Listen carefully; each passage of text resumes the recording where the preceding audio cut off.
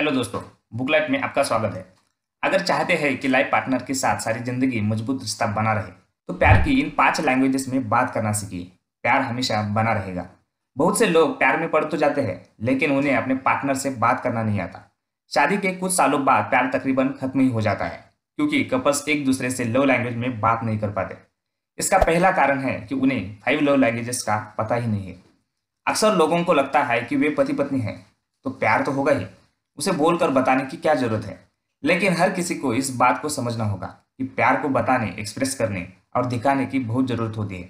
जो लोग ऐसा कर पाते हैं उनकी शादियां सारी जिंदगी भर चलती है और उसमें भरपूर प्यार भी बना रहता है। दोस्तों, आपको पता होगा कि हनुमान जी में उड़ने की शक्ति थी लेकिन वे अपने आप उड़ नहीं पाते थे। हमेशा जामवंत जी को उन्हें बताना पड़ता था कि वे पवन पुत्र हैं, वे उड़ सकते हैं। इससे हनुमान जी मोटिवेट हो जाते थे और अपनी शक्ति का प्रयोग करते थे। इसी से सिद्ध होता है कि शब्दों में कितनी ताकत होती है। इसलिए अपने पार्टनर से प्यार की लैंग्वेज में बात करना सीखिए और उन्हें जरूर बताइए कि आप उनसे कितना प्यार करते हैं। लेकिन केवल आई लव यू बोल देना काफी नहीं होता, बल्कि आपको प्यार की 5 लैंग्वेज में बात करनी आनी चाहिए।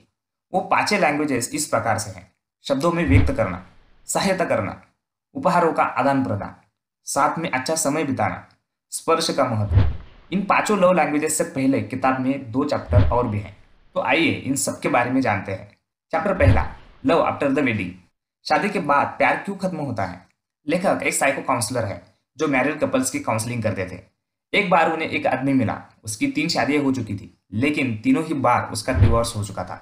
वह बहुत दुखी था और जानना चाहता था कि आखिर उसकी शादी क्यों नहीं टिकती।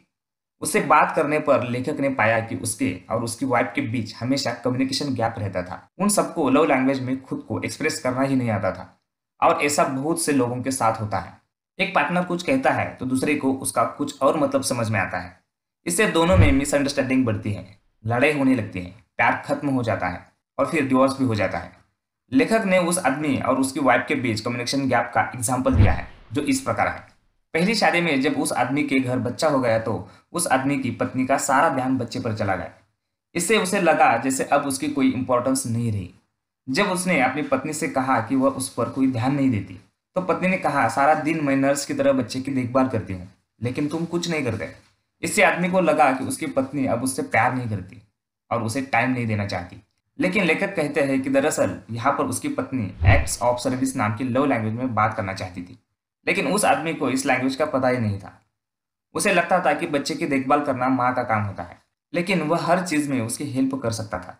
इससे उन दोनों का प्यार बहुत बढ़ता और आदमी को अकेलापन भी फील नहीं होता। इसलिए अपने पार्टनर की प्राइमरी लव लैंग्वेज को समझना बहुत जरूरी है। आगे आपको 5 लैंग्वेज का पता चलेगा और उन्हें जानकर आप समझ जाएंगे कि किस समय आपका पार्टनर कौन सी लैंग्वेज में बात करना चाहता है और आप उसके अकॉर्डिंग उचित बर्ताव कर पाएंगे। इससे आपकी मैरिड लाइफ में कोई भी प्रॉब्लम नहीं आएगी। Chapter second, keep love tank full. जब हम बच्चे होते हैं तो हमारे अंदर एक लव टैंक होता है। अगर माता पिता हमसे प्यार करते हैं तो वह लव टैंक भरा रहता है, लेकिन अगर प्यार न मिले तो ऐसे बच्चे चिड़चिड़े हो जाते हैं।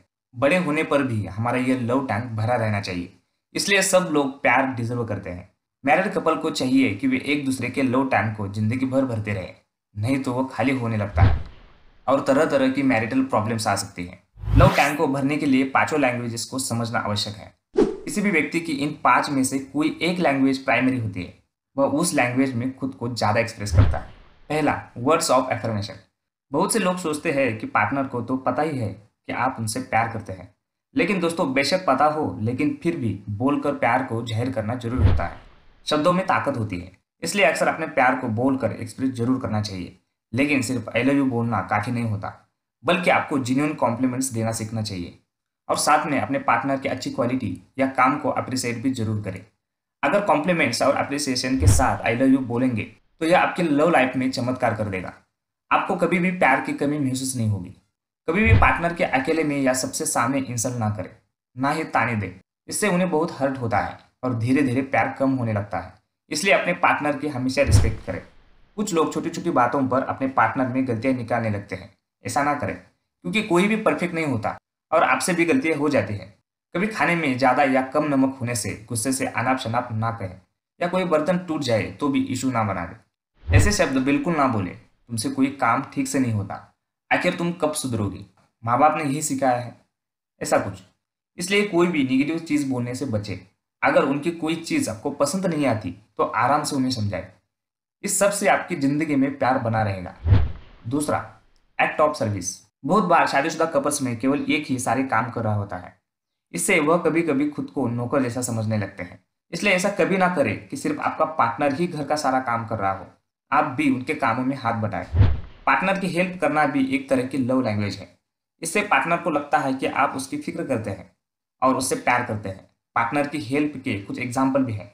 कभी कभी पार्टनर से पहले उठकर उनके लिए चाय या कॉफी बना कर लाएं। इससे उन्हें प्लेजेंट सरप्राइज मिलेगा और वे खुश हो जाएंगे। कभी पार्टनर का मन खाना बनाने का ना हो तो आप खाना बना दें। अगर दोनों जॉब पर जाते हैं तो दोनों मिलकर करें। वीकेंड्स पर लॉन्ड्री में भी उनकी हेल्प करें। अगर कभी पार्टनर की तबीयत खराब हो तो उनके लिए दवाई लाए। इस तरह बहुत से कामों में पार्टनर की हेल्प करनी चाहिए। एक काम इतने मुश्किल भी नहीं होती कि किए नहीं जा सकते। बस आलस का त्याग करें और हेल्प करें। जब भी कोई काम आप दोनों मिलजुल कर करेंगे तो दोनों में प्यार बढ़ेगा।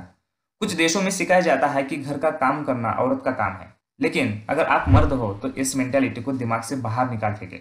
घर का हर काम सीखो और करें भी।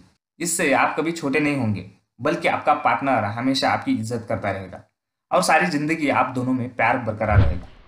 तीसरा, रिसीविंग गिफ्ट्स। प्यार में गिफ्ट्स का बहुत बड़ा महत्व है। जब हम लाइफ पार्टनर को गिफ्ट देते हैं तो उसे बहुत अच्छा लगता है। उसे लगता है कि आप उससे बहुत प्यार करते हैं, क्योंकि गिफ्ट लेने के लिए अपने पार्टनर की इच्छा को समझा होगा। आपने जाना होगा कि आपके पार्टनर को क्या अच्छा लगता है और क्या बुरा लगता है। इसलिए गिफ्ट का उन पर साइकोलॉजिकल प्रभाव पड़ता है। पार्टनर को लगता है कि आप उनकी पर्सनालिटी को अच्छे से जानते हैं और वही व्यक्ति हमें अच्छे से जान सकता है जो हमसे सच्चा प्यार करता है। पार्टनर को क्या अच्छा लगता है यही सोचकर गिफ्ट चुना जाता है। इसके साथ साथ पार्टनर को यह भी लगता है कि अपने गिफ्ट सिलेक्शन से लेकर उसे खरीदने तक उन्हें याद किया होगा, जो अपने आप में एक बहुत गहरी रोमांटिक फीलिंग है। पार्टनर को एहसास होता है कि आप सच में उससे प्यार करते हैं। जब हम पार्टनर को गिफ्ट देते हैं तो वह हमेशा के लिए उसके पास रहता है। उसे देख देख कर पार्टनर एक दूसरे को याद करते रहते हैं और उन्हें उन रोमांटिक पलों की याद भी आती है जो अपने साथ बिताए होते हैं। जब बुरा वक्त भी आए तो गिफ्ट को देखकर हमें हैप्पी मेमोरीज की याद आती है और हमारा दिल खुशी से और होप से भर जाता है। दोस्तों, शादी से पहले तो कपल एक दूसरे को गिफ्ट देते रहते हैं, लेकिन शादी के बाद ऐसा करना वे बंद कर देते हैं। वे हर चीज को ग्रांटेड लेते हैं और इसी से रोमांस की फायर बुझने लगती है। इसलिए आपको हमेशा प्यार बरकरार रखना है तो वो सारी चीजें शादी के बाद भी करें जो शादी से पहले करते थे। समय समय पर गिफ्ट देना भी उनमें से एक है। कुछ कपल्स ये मान बैठते हैं कि हर दिन घर के लिए इतना सामान ला तो रहे हैं, क्या ये पर्याप्त नहीं है? तो दोस्तों, यही ज्यादातर लोग गलती करते हैं, लेकिन उसे बनाने संवारने में बहुत ज्यादा टाइम लगता है, जबकि हमारा पार्टनर जो जीवित इंसान है उसे इग्नोर कर देते हैं। इसलिए घर का सामान गिफ्ट की बराबरी नहीं कर सकता, क्योंकि गिफ्ट आपके पार्टनर को स्पेशल फील करवाता है। सामान आदि तो घर के लिए होता है और सब उसका इस्तेमाल करते हैं।